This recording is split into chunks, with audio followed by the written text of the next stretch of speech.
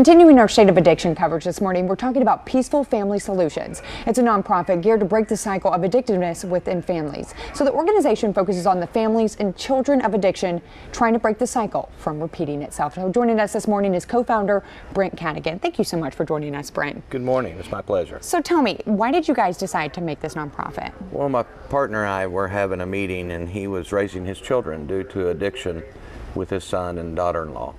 And there weren't services available peer-to-peer for the kids while you have something for the adults.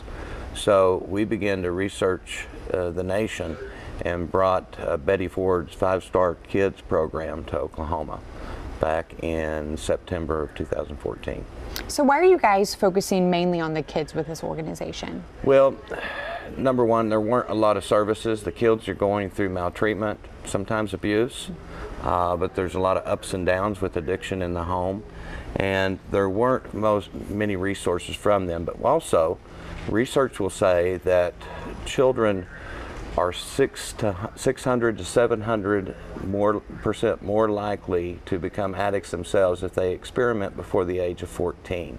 So if we can help get to these children, providing coping skills, stress management, being aware of what addiction and the trap that is, if we can keep them from using or experimenting until they're 15 or so and beyond, then the chances of them not adopting addictive-like behavior themselves is promising. So can you tell me a little bit about the process when you guys bring a family in? You know, you're also talking to the parents or the guardians of these kids, right? Right. And the parents, sometimes we will be working with children that have recovering parents that have 30 days or more in active recovery, and we'll work with them. Oftentimes it's foster parents, grandparents, aunts, uncles. We've even had CASA workers come with children and DHS workers come and accommodate with the children. So during the orientation in day one, we are telling them what to expect, what kind of reactions the children may have. Sometimes their behavior will get worse because we're uncovering some things that they've been keeping secret to protect their addict adults. So we're preparing them in day one. Now day three, we prepare the adults to hear the kids' story, their perception through their eyes, what their life has been like. We ask them 3 questions. Who in your family is an addict? Number 2, how has it affected you, them, and the rest of the family? And what do you hope for in the future? And these children put together art, stories, sometimes little books. And there's an opportunity for them to sit across from their safe caregiver and share that story. And it's a very powerful story. So we're helping the adults to be active listeners, not to correct the story, not to overreact to the story. We tell them that their feelings are okay. If they need to cry, that's modeling appropriate expression of feelings for the children.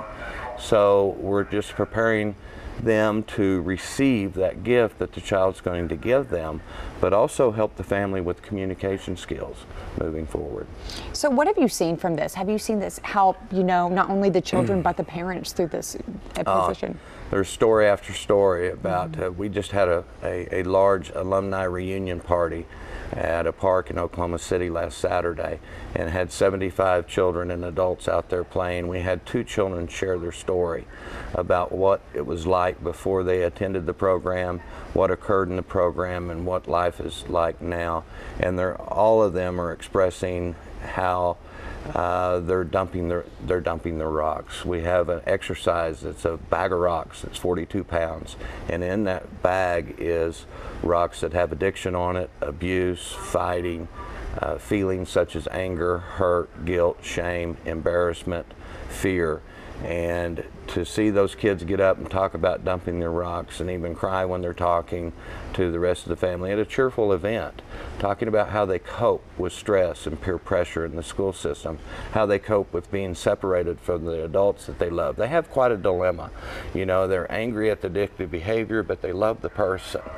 And so, like other relatives will just get mad and detach from the addicted person. These children won't do that.